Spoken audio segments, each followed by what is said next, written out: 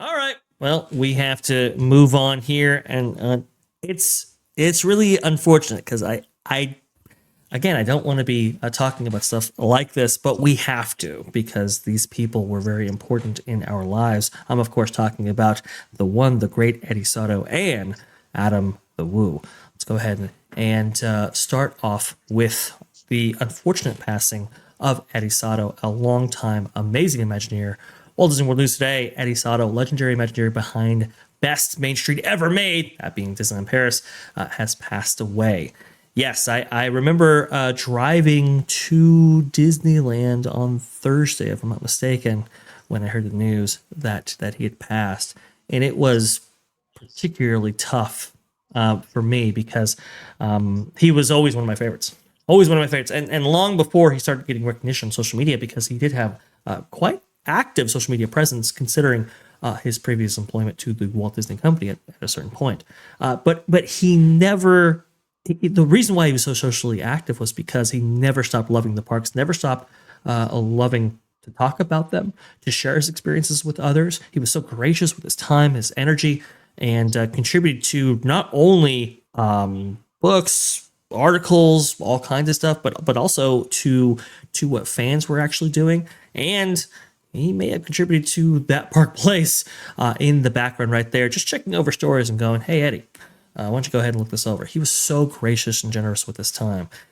Guys, I want to go ahead and hear from you. What your thoughts about all of this as connected to Eddie Sotto. We'll go over some of his projects in just a moment. I kind of want to hear from you guys first. It's an absolute tragedy anytime you lose someone with that much talent and that much wisdom. It's the amount people, I think, especially, when they're on site, they're just, first getting those conceptual designs out. They're putting their love, their craft, whatever medium have you. I don't think any artist truly recognizes the amount of impact and the legacy they're going to leave behind them. His work is going to have a lot of echoes for a very long time. And you don't realize as an artist that your art could literally save someone on the worst day humanly of their life. And for this man, to go out there and have such a legacy that will be game changing for people's lives for such a long time is something to be applauded. And it's always such a shame, when people who have done good, truly good, kind work in their life, whether they realize the magnitude or not, he was clearly passionate about it. And I think that while it is a tragedy, his work, as cliche as it sounds, will definitely be living on to future eras. And I gotta say, if anything, I don't know if he can hear this now or not, but thank you, because it's something to be proud of. It really is. Absolutely. Something to really be proud of. The guy did touch so many people's lives, not just with his work, but also afterwards. Right there, like I was saying, I mean, he would constantly be around social media, and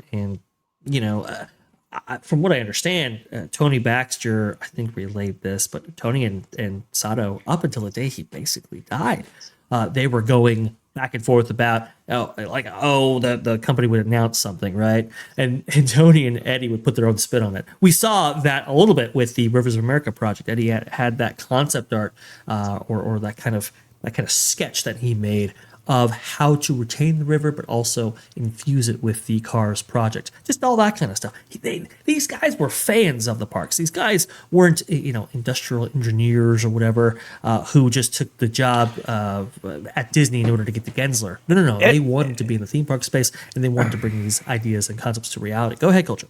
Well, and Eddie specifically was probably one of the best aestheticists I've ever seen, and he also understood the importance of kinetics. It's one of the biggest losses you'll ever find.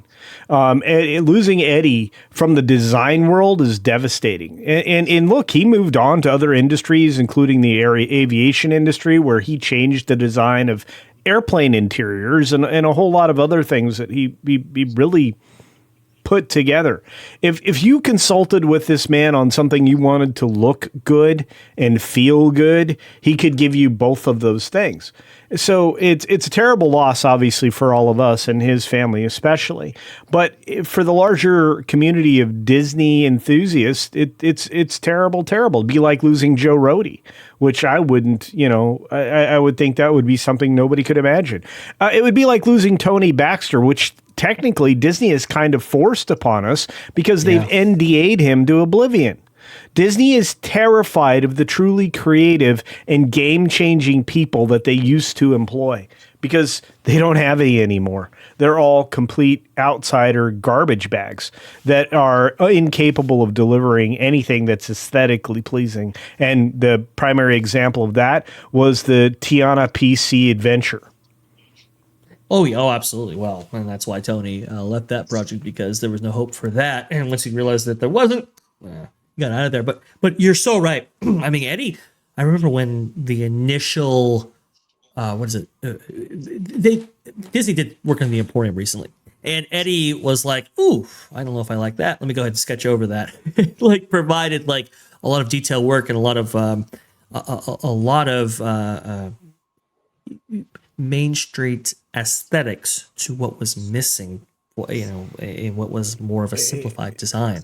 And he was so he was so critical on that kind of stuff. He believed in it to such an extent. I mean, I remember when he went to Frank Wells right before the opening of Disneyland Paris and said, "Oh man, I don't have the amount of detail and quality that this place really needs. Right. We need wainscoting over here. We need crown molding here. We need all this kind of stuff." And he was able to appeal to Frank Wells, who gave him additional money in order to imbue that into what is now the best Disneyland Main Street in the world. Go ahead.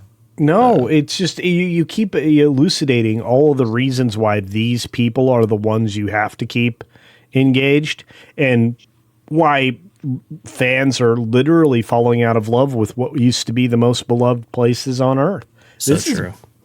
This is bad. And again, this is the guy. And again, you showed him with a picture with the guy that made everything move, Bob Gurr, just a few moments ago. And Bob Gurr is one of those other minds. He's an elder now, and we need to recreate these minds in new humans. We don't have a way to do that. Disney doesn't do that anymore. I wanted to go ahead and go over Eddie Sotto's some of his unique achievements. Obviously, Disneyland Paris's Main Street, but did the development work for their railroad, did a lot of the development work for their train station and the original Disneyland Hotel that's at the front of the park right there. Tokyo Disneyland, I guess he was part of the master planning and new land development right there. Pooh's Honey Hunt, did a lot of work on that, and a few other things like the World Bazaar or their version of Main Street interiors and so forth, worked on their Tiki Room. Very cool. For Disneyland, I mean, he just was endless. Did a lot of work on Main Street. Did some initial concept design for Indiana Jones Adventure, but worked out the Adventureland redesign to incorporate Indiana Jones in there, which was really cool. Did work on Space Mountain and the Dick Dale soundtrack. Culture knows what I'm talking about right there. That was pretty cool. That was the first time that Space Mountain had ever seen an onboard soundtrack, so that's very cool. The Pirates of the Caribbean area, where they redesigned it for Fantasmic and had those amazing staircases built and installed to get you up to what was then the Disney Gallery. That was him as well. Walt Disney the Dream World. Suite. And the Dream Suite at the time. Yeah, and the Dream Suite, yeah. Mission Space Mountain with the FedEx upgrade right there. And did a whole lot of work outside of Disney. Did a whole lot of work for Knott's Berry Farm, for example, and other theme park proprietors. I believe he also was part of upgrading the Court of Angels. So I could be mistaken. Yeah. You could be. I think I'm right. Maybe you're right about that. He did a lot of little work that you didn't necessarily see. I showed a lot of B-roll of Shrunken Ned because he was the voice actor for that particular figure right there. Provided a lot of voice talent for so many different little things throughout Disney parks, like the windows up above Main Street right there, and to lose him is astonishingly sad. Erika, I'm going to go ahead and leave it with you. Final thoughts before closing the chapter out on Eddie Sotto. I think it's sad, and Disney no longer has this type of talent that's been passed down to newer Imagineers. They've all left, or they've been pushed out of the company, so we're not really going to see a lot of fruit.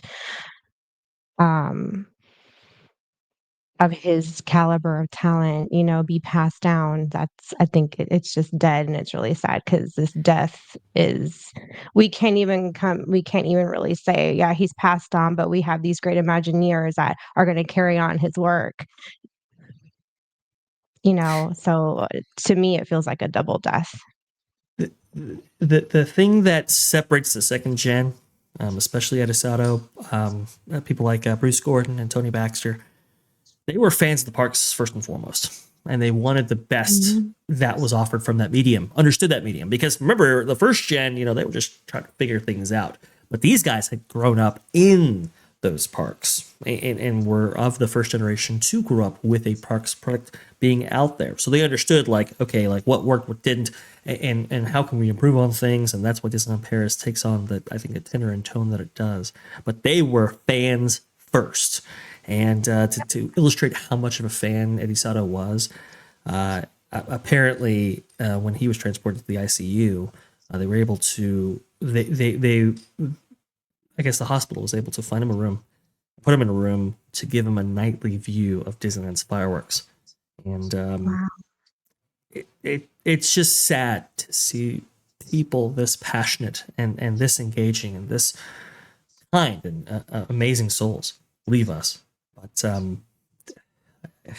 I suppose it's a part of life. Eddie, we will certainly miss you.